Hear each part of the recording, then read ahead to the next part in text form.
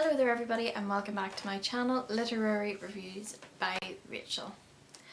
So this is my first literary review, my first proper book review, and for my first book review I've decided to do Frankenstein, which is one of my favourite novels of all time. I wrote about it in my dissertation, so this is going to be very enjoyable for me and hopefully for everybody there at home. So what I plan to do in this video is to talk about the plot. Now, I might be able to get all the plot into one video, but because it is quite a detailed book, it may take 2 videos, so we'll just play it by ear and see how we get on. But without further ado, this is the plot of Frankenstein, or The Modern Prometheus by Mary Shelley. Okay, so the first thing to note about this novel is the form, or the way it is written. It's not just plain form, it's written in the form of letters within a frame narrative, so it's almost a story within a story. So it's written from the perspective of Captain Robert Walton, and in the story he is a field writer who is trying to find his fame and fortune by sailing to the North Pole. And within the story he's writing letters to his sister. So on the way to the North Pole, Captain Walton, they happen to look across and they see this large figure being pulled by a dog sleigh and someone in pursuit. So this is where they find Victor Frankenstein, which the title comes from the name of the main character, Victor Frankenstein.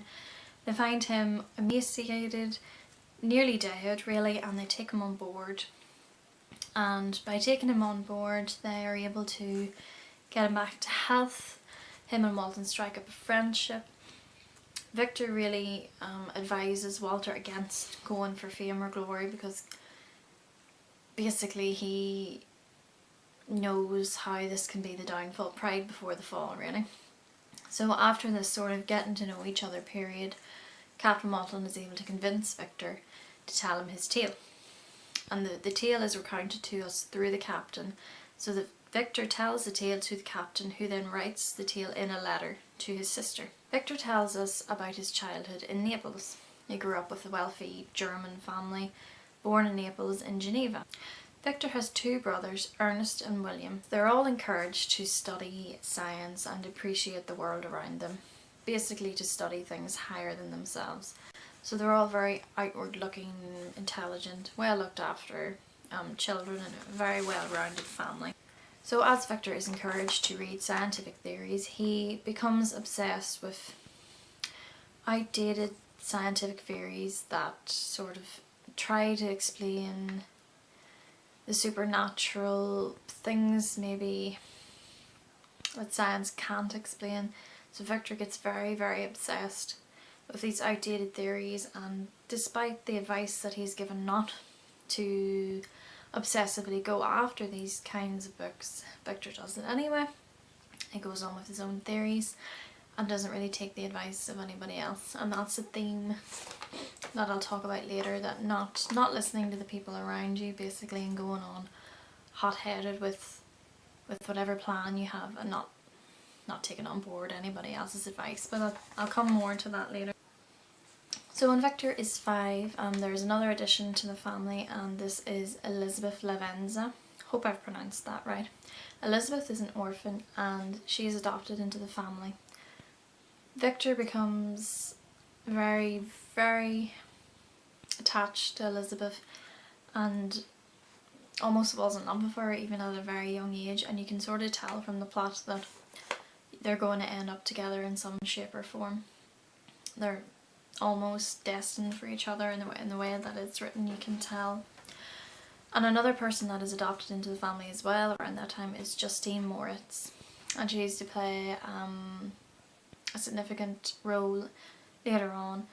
She maybe doesn't reach a higher rank as Elizabeth, but she's adopted into the family more or less, and is still treated very well, but maybe not to the extent that Elizabeth's very a typical beautiful female character, almost a muse, where Justine's just a normal person really. And we'll talk about more about Justine later. But anyway, to continue on with the plot, Weeks before Victor is due to go to university in Germany, Elizabeth falls sick with scarlet fever. And in and around this time period that the book was written, scarlet fever took a lot of lives, so it would have been very easy to catch. So Elizabeth catches scarlet fever and is deathly ill, but the mother, Victor's mother I should say, against advice given, treats Elizabeth personally herself, and in the end the mother catches scarlet fever and dies while Elizabeth recovers. Victor goes to university in Germany and is very, very adept at chemistry, and this enables him to find out the method of basically reanimating dead matter and creating life from dead cells. And in the period when he's in university, he really separates himself from the people around him, and I think the death of his mother pushes him to think about life and what life means and the creation of life. And I think this basically pushes him into the experiment, in which involves him creating life, becoming God almost, taking life into his own hands. So it doesn't really explain how Victor comes about making the creature, but it happens anyway, and it's quite a gruesome part of the book. The description of the creature, the skin is very thin and barely holds the muscle and the tissue together, and because of the difficulty of creating minute differences in the body, Victor had to use large parts of human body, so the creature is about 8 foot. So you can imagine how terrifying that would be when Victor manages to reanimate the corpse. So 8 foot, yellow eyes, pale green skin, just staring back up at him. And of course Victor, when he realises what he's done, flees, and the creature, saddened by this reaction to basically from his creator, flees and disappears. And then Victor shortly afterwards becomes depressive, very deathly ill, and is only helped by his childhood friend Henry Clerval, and he helps him out and nurses him back to health. And it takes a long time for Victor to come back round to himself. Well, at this stage the monster is out there, we don't know where.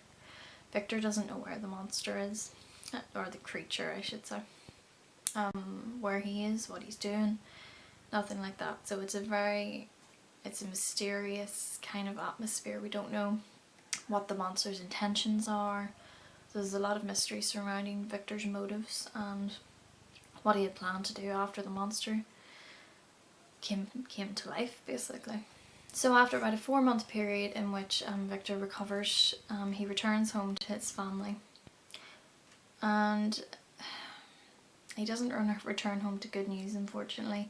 He returns home to find that his younger brother William has been murdered quite brutally, and that the murder is being blamed on Justine.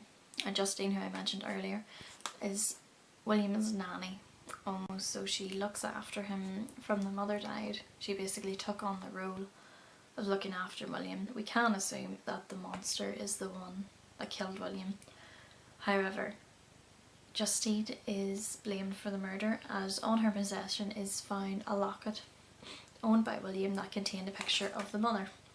But as Elizabeth states, Justine wouldn't have needed to have taken the locket, she only would have to ask for it.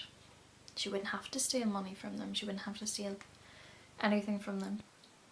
So the family and Victor know deep down that it is not Justine that has done the murder, but Victor is the only one who knows who really committed the crime. But for fear that nobody would believe him, he doesn't stand up and tell the truth.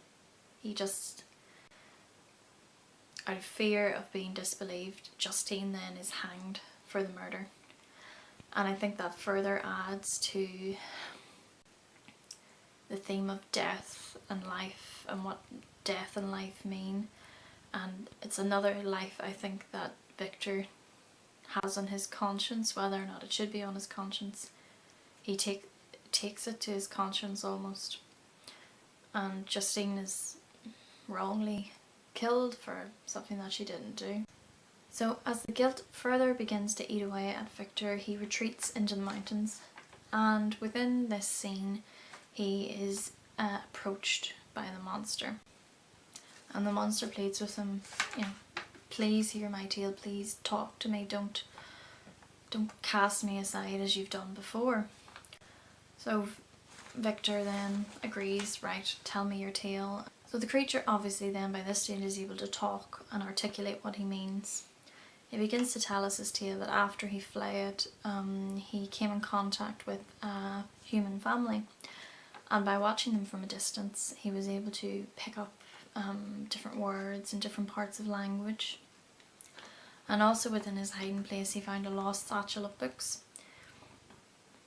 So from reading these books and by watching this family, he was able to learn quite articulately, maybe unbelievably so, where we have to suspend disbelief a little bit, that he learned the English language so quickly and so poetically, I suppose. But anyway, at one point then the creature tries to interact with the family. There is a young girl, a brother and a father, and the father is blind. So the creature goes into the house and begins talking with the old man, and they do strike up a kind of rapport until the younger two come back, and obviously are able to see the sort of the twisted body of the monster, the stature, the yellow eyes, and they panic and try to attack him and flee. It turns him into a monster, I suppose. He didn't have to be a monster. He then burns down the family's house and then decides to take revenge on Victor by killing his brother William and framing Justine for the murder. There we go, everybody. That is the first part of the plot. I was going to try and condense it into one video, but I think it would be too long. So stay tuned for part 2. It will be out very shortly, in which I will continue talking about the rest of the plot of Frankenstein, or the modern Prometheus. Thank you very much. Bye bye.